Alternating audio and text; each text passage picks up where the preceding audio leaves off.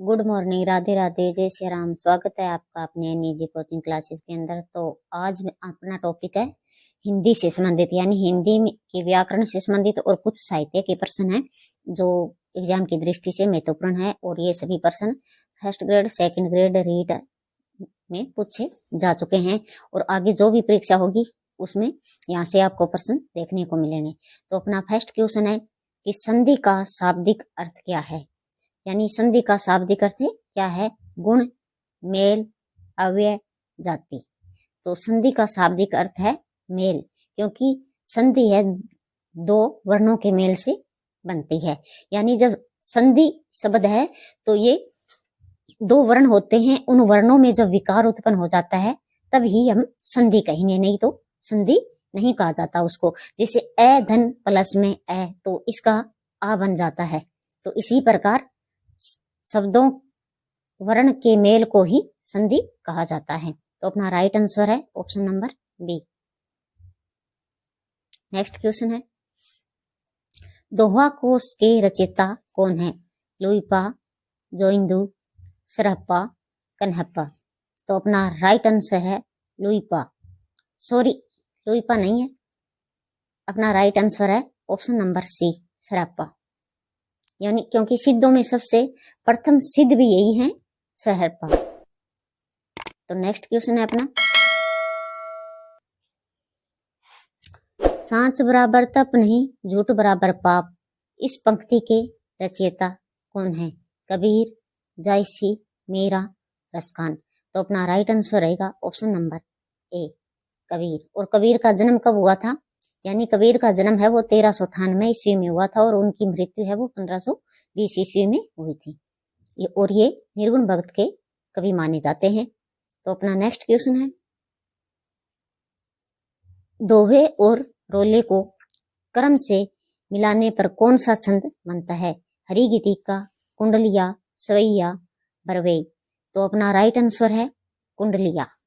यानी ये कुंडलिया इस प्रकार का छंद है, ये इसकी जो प्रथम पंक्ति का प्रथम अंक होता है ना, उसी से तो ये शुरू होता है और लास्ट में उसी से ये खत्म होता है। इसकी ये पहचान है। इसमें 4 चरण तो दोहे के होते हैं और अंतिम जो 2 चरण होते हैं वे रोला छंद के होते हैं।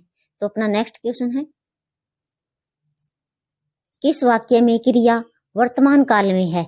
उसने फल खा लिए थे, मैं तुम्हारे पत्र पढ़ रहा हूं, अचानक बिजली, क्रोध उठी, कल वे आने वाले थे। तो इसमें जो क्रिया है वो वर्तमान काल में हो रही है, यानी जो क्रिया अभी जारी है उसको वर्तमान काल कहते हैं। तो अपना राइट आंसर होगा ऑप्शन नंबर बी, यानी मैं तुम्हारा पत्र पढ़ रहा हूं, वो क्रिया चल रही है उनकी। उसने फल खा लिए थे, यानी ये भूतकाल में हो गया, यानी ये बीत गया। अचानक बिजली कौन दोषी, इसमें भी भूतकाल है, कल वे आने वाले थे, तो ये भी क्या है, भूतकाल के अंदर है। तो अपना राइट आंसर है ऑप्शन नंबर बी।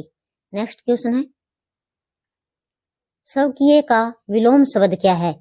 स्वीकृत, अस्वीकृत, नरकीय, परकीय।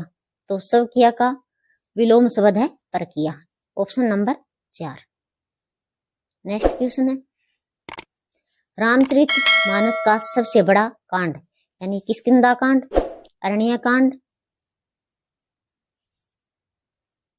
वर्जकांड, बालकांड। तो अपना राइट आंसर है ऑप्शन नंबर डी, यानी बालकांड। तो रामचरित मानस है, इसके रचयिता है तुलसीदास जी और इससे क्या रचना काल 1574 ईस्वी में है और इसमें कुल 7 कांड है। तो सबसे बड़ा कांड बालकांड है और सबसे छोटा कांड है वो किष्किंधा कांड है। ब्रजकांड का कोई कांड नहीं है, इसमें 7 कांड है, जैसे बालकांड, अयोध्या, अरण्यकांड, किष्किंधा कांड, सुंदरकांड, लंका कांड और उत्तरकांड, ये 7 कांड है। तो अपने नेक्स्ट क्वेश्चन है,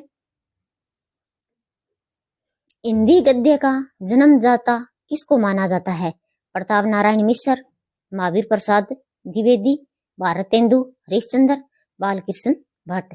तो अपना राइट आंसर है option number C, Bharatendu Harishchandra. अपना नेक्स्ट क्वेश्चन है, किस काल को स्वर्ण काल कहा जाता है? रीतिकाल, भक्ति काल, आदिकाल, आधुनिक काल। तो अपना राइट आंसर रहेगा भक्ति काल, यानी भक्ति काल को हिंदी साहित्य का स्वर्ण काल कहा जाता है।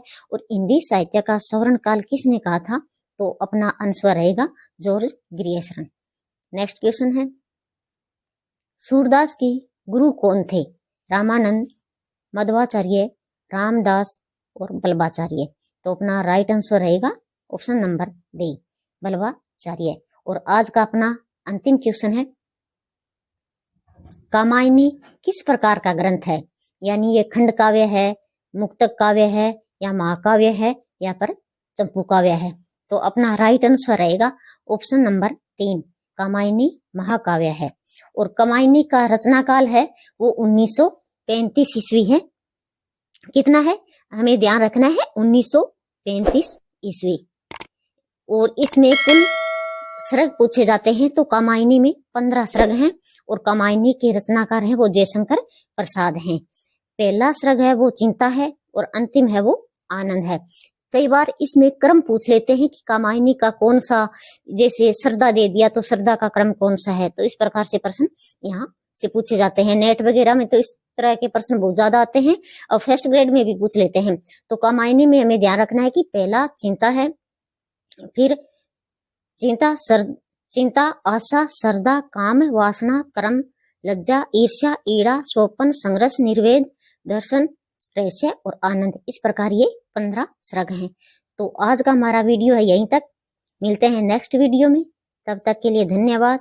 जय हिंद, वंदे मातरम।